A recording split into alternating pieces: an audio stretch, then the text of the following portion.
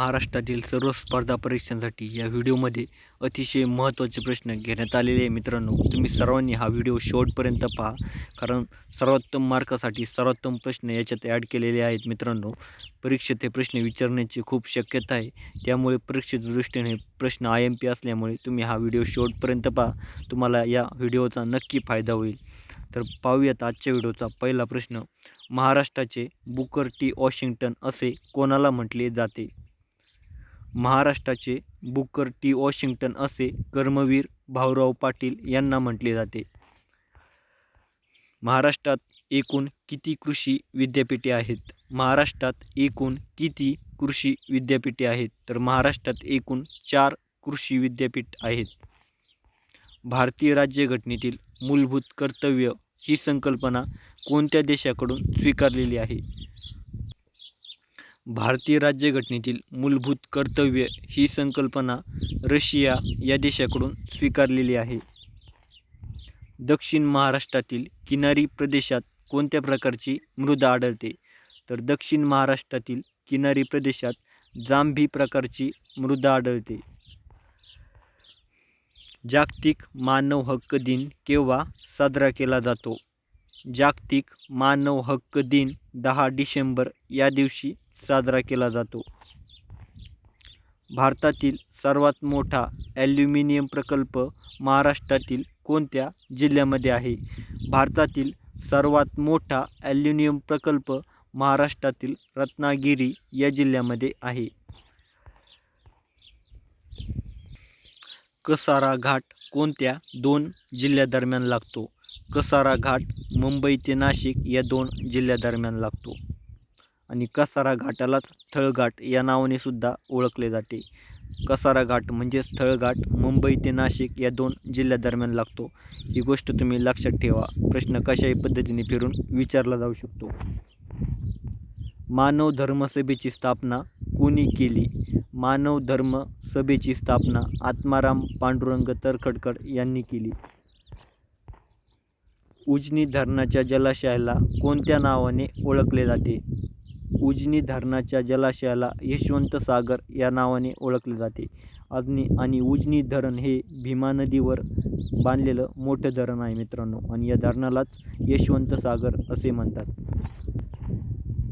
पहिल्या महायुद्धाचा काळ कोणता होता?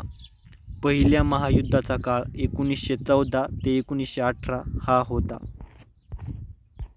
फॉरवर्ड ब्लॉक या संघटनेची स्थापना कोणी केली?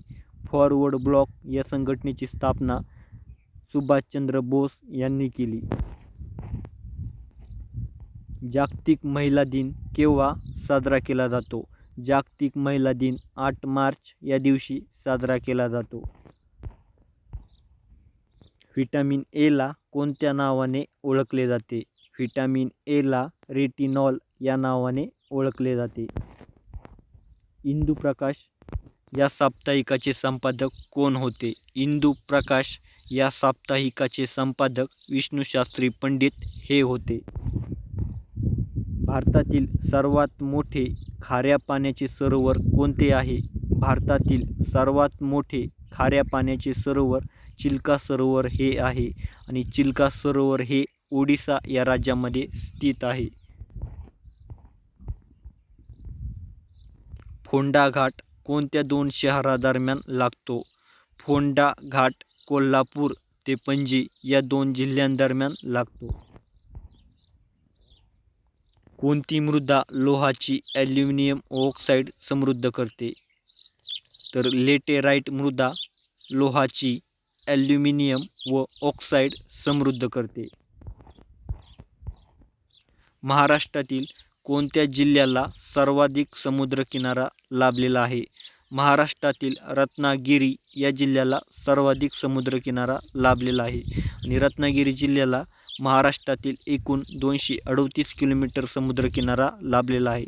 आणि जर महाराष्ट्राला एकूण किती समुद्रकिनारा लाभलेला आहे असा प्रश्न जर विचारला, तर महाराष्ट्राला एकूण 720 किलोमीटर लांबीचा प्रदीर्घ समुद्रकिनारा लाभलेला आहे. हे पण तुम्ही लक्षात ठेवा. या दोन्हीमधील कोणताही प्रश्न केव्हाही विचारला जाऊ शकतो. अजिंक्यतारा हा किल्ला कोणत्या जिल्ह्यामध्ये आहे? अजिंक्यतारा हा किल्ला सातारा या जिल्ह्यामध्ये आहे. तर ध्यानात राहण्यासाठी खूप सोपी ट्रिक आहे. अजिंक्यतारा, शेवटचे 2 शब्द बघा, तारा आणि सातारा. सातारामधले सुद्धा शेवटचे 2 शब्द बघा, तारा आणि अजिंक्यतारा. याद्वारे अगदी सहज आणि लहान मुलगासुद्धा हे ट्रिकने ध्यानात ठेवू शकतो. त्यामुळे अजिंक्यतारा हा किल्ला सातारा या जिल्ह्यामध्ये आहे. अतिशय सोपी, महत्त्वाची आणि भारी ट्रिक आहे. परीक्षेत जर प्रश्न विचारला तर तुम्ही सहज उत्तर देऊ शकता. मेळघाट हे अभयारण्य कोणत्या जिल्ह्यामध्ये आहे? मेळघाट हे अभयारण्य अमरावती या जिल्ह्यामध्ये आहे. महाराष्ट्रातील कोणत्या महामार्गाची लांबी सर्वात कमी आहे? महाराष्ट्रातील न्हावा शेवा ते पळस्पे या महामार्गाची लांबी सर्वात कमी आहे. नाशिक जिल्ह्यातील कोणते अभयारण्य महाराष्ट्राचे भरतपूर म्हणून ओळखले जाते? नाशिक जिल्ह्यातील नांदूर मधमेश्वर हे अभयारण्य महाराष्ट्राचे भरतपूर म्हणून ओळखले जाते. आणि नांदूर मधमेश्वर हे नाशिक जिल्ह्यातील अभयारण्य पक्ष्यांसाठी प्रसिद्ध आहे.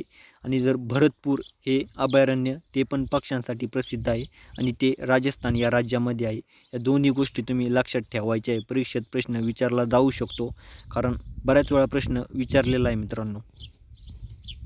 कावेरी नदीचा उगम कोठे होतो? कावेरी नदीचा उगम ब्रह्मगिरी या पर्वतामध्ये होतो. कावेरी नदीचा उगम ब्रह्मगिरी या पर्वतात कर्नाटकमध्ये होतो. यावरून सुद्धा तुम्ही लक्षात ठेवू शकता कावेरीचा क आणि कर्नाटकचा क. लिंबाच्या रसामध्ये कोणते आम्ल असते? लिंबाच्या रसामध्ये सायट्रिक आम्ल असते. तर पुढचा प्रश्न आहे, धातू आणि अधातू यांच्या मिश्रणाने काय तयार होते? धातू आणि अधातू यांच्या मिश्रणाने संमिश्र तयार होते. हॅलेचा धूमकेतू दर किती वर्षांनी दिसतो? हॅलेचा धूमकेतू दर 76 वर्षांनी दिसतो. महाराष्ट्राच्या दक्षिणेला कोणकोणते राज्य आहेत? महाराष्ट्राच्या दक्षिणेला कर्नाटक, गोवा, तेलंगणा हे 3 राज्ये आहेत मित्रांनो. गाविलगड टेकड्या कोणत्या जिल्ह्यात आहे? गाविलगड टेकड्या अमरावती या जिल्ह्यात आहे. 2011 साली भारतात कितवी जनगणना पार पडली? 2011 साली भारतात एकूण 15वी जनगणना पार पडली. वेदांकडे परत चला अशी घोषणा कोणी केली होती?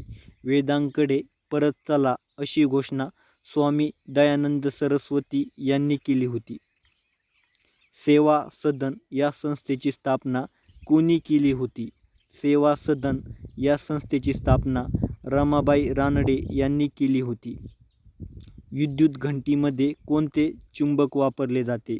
विद्युत घंटीमध्ये मृदू लोखंड हे चुंबक वापरले जाते. सुप्रसिद्ध अणुसिद्धांत कोणत्या शास्त्रज्ञाने मांडला होता? सुप्रसिद्ध अणुसिद्धांत जॉन डाल्टन या शास्त्रज्ञाने मांडला होता. भीमा व गोदावरी नदीची खोरे कोणत्या पर्वतरांगेमुळे वेगळी झालेली आहेत? भीमा व गोदावरी नदीची खोरे बालाघाट या पर्वतरांगेमुळे वेगळी झालेली आहे. रक्ताभिसरण प्रक्रियेचा शोध कोणी लावला होता? रक्ताभिसरण प्रक्रियेचा शोध डॉक्टर विल्यम हार्वे यांनी लावला होता. तर मित्रांनो, हे आजच्या व्हिडिओमध्ये घेण्यात आलेले सर्व प्रश्न खूप IMP होते मित्रांनो. बऱ्याच वेळा परीक्षेत विचारलेले पण होते आणि इथून पुढे परीक्षेत विचारणारसुद्धा आहेत. त्यामुळे तुम्ही हा व्हिडिओ शेवटपर्यंत पाहिल्याबद्दल तुम्हाला या व्हिडिओचा आणि या व्हिडिओमध्ये घेण्यात आलेल्या सर्व प्रश्नांचा परीक्षेत नक्की फायदा होणार मित्रांनो.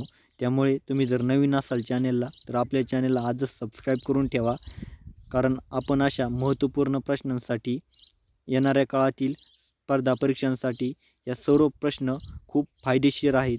त्यामुळे तुम्ही चॅनेलला लाईक करा, सबस्क्राईब करा आणि आपल्या मित्रांनासुद्धा शेअर करा.